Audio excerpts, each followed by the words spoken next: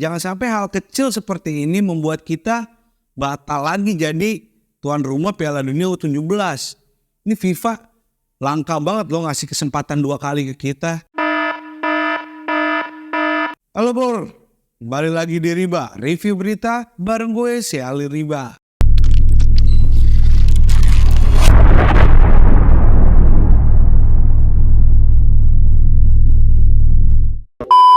Kita tahu beberapa waktu lalu kita cukup bersedih karena kita gagal menjadi tuan rumah U20 karena alasan politik. Gara-gara politik akhirnya kita gagal jadi tuan rumah. Namun FIFA kembali mempercayakan kita menjadi tuan rumah Piala Dunia U17. Sekarang lagi-lagi nih, apa yang terjadi? Politik lagi. Jadi ada konflik, ya bukan konflik sih sebenarnya, kayak mungkin lebih ke drama ya. Gue nganggap sih ini terlalu drama. Apa yang terjadi menjelang pergelaran Piala Dunia U17 ini? Setelah FIFA menunjuk kita menjadi tuan rumah U17, banyak persiapan yang mulai dilakukan dari sekarang nih. Piala Dunia sendiri sih bakal digelar bulan November. Udah gak banyak waktu dong, otomatis persiapan butuh dikejar secepat-cepatnya. Dari beberapa stadion yang disiapkan untuk menggelar turnamen Piala Dunia, Jakarta masuk salah satunya. Stadion Gelora Bung Karno, Bor, itu kemungkinan besar gak bakal bisa dipakai karena bentrok dengan konser Coldplay.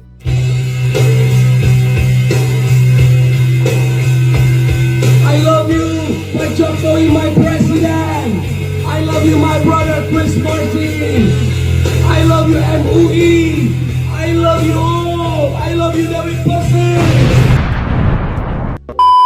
Namun, Jakarta sendiri punya alternatif, yaitu Stadion Jakarta International Stadium yang baru saja diresmikan baru-baru ini. Tapi ya Bor, namanya hobinya bangsa kita ini senang buat sama yang drama. Perkara stadion di sini dipermasalahin, di mana kemarin ini Ketua PSSI Erick Thohir dan Menteri PUPR Basuki Hadimulyo itu melakukan inspeksi ke JIS dan mereka bilang kalau stadion ini belum layak atau belum standarnya FIFA lah. Tentu aja statement dari mereka ini memantik para pendukung Anies Baswedan, dimana kita tahu kalau JIS itu sebenarnya yang bangun adalah Pak Anies Baswedan. Walaupun uang rakyat sih sebenarnya dibangunnya. Cuman itu terjadi di zaman kepemimpinan Anies Baswedan ketika menjabat gubernur. Dan mulai banyaklah opini lah. Yang opini A lah, yang B lah. Yang ini bilang gak layak. Bahkan sampai ada yang bilang kalau FIFA datang ke sini, gue berani taruhan ini gak bakal bisa diterima. Dari pihak sana pun gak mau kalah. Ini udah ngikutin standar FIFA.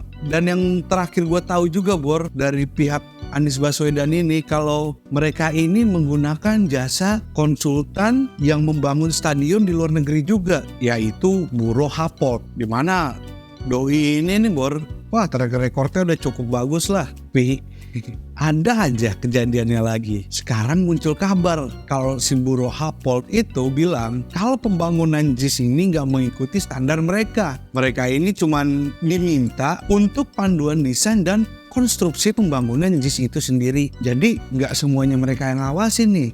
Nah kan lagi-lagi drama lagi nih. Gue nggak tahu ya nih yang bener yang mana.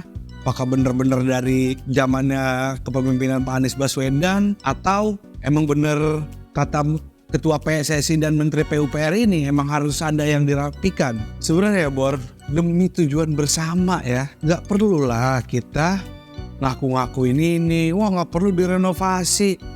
Ya namanya setiap apapun pasti memiliki kekurangan. Tugas kita berkolaborasi untuk membuat sesuatunya itu lebih baik. Sekarang kalau JIS sudah bagus, sudah keren gitu, ya kalau emang masih ada yang kurang ya biarin dari sini nih, dari PSSI, dari pemerintah pusat.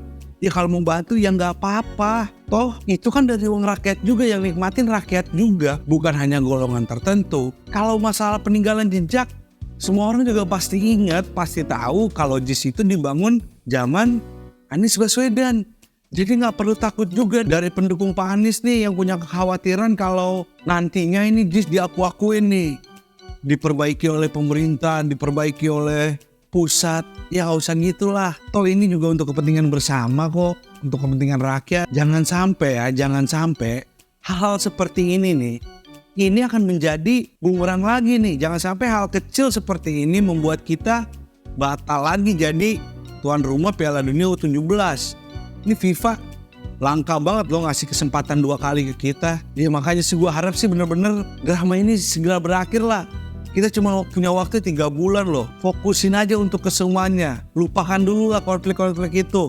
Sama-sama kita nikmatin bola nih, sepak bola. Dimana sepak bola ini adalah olahraga yang menyatukan kita semua.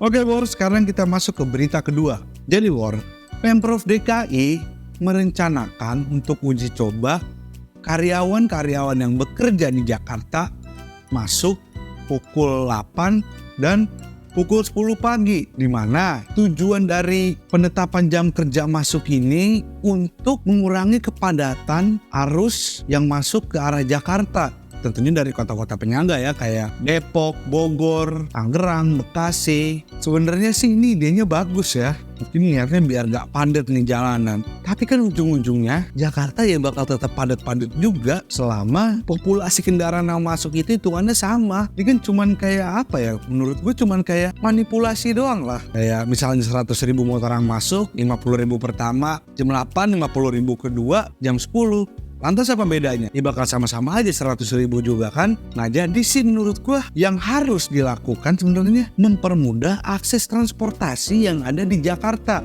Baik dari ataupun menuju ke Jakartanya ini loh. Karena apa?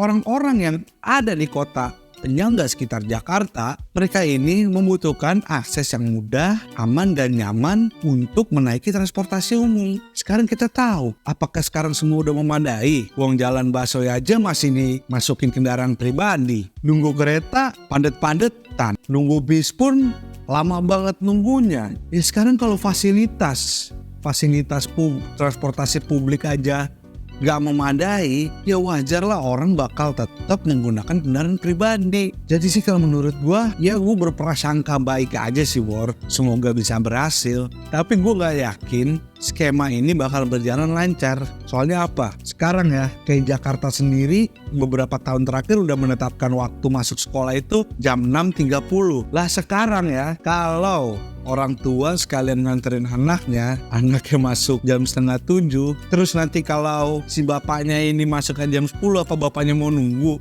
Ya enggak kan, pasti ujung-ujungnya apa? Mereka tetap jalan juga. Hal seperti itu tuh yang menurut gua ya kayaknya bakal susah diterapin lah. Yang paling bener udah buat gua perbanyak transportasi publik, bikin aman, bikin nyaman, bikin mudah masyarakat. Gue yakin gak butuh waktu lama 1-2 tahun kalau emang transportasinya memadai, itu masyarakat dengan sendirinya juga beralih ke transportasi umum. Oke, sekian Bor, Riba pada episode kali ini. Sebiasa kalau lu punya pendapat lain atau opini lain yang berbeda dengan gue, bisa langsung komen di bawah. Jangan lupa untuk like, share, dan subscribe supaya kita juga makin bisa ngasih sesuatu yang baru untuk kalian Bor. Sampai jumpa di Riba Review Berita episode berikutnya bareng gue si Ali Riba. Bye-bye.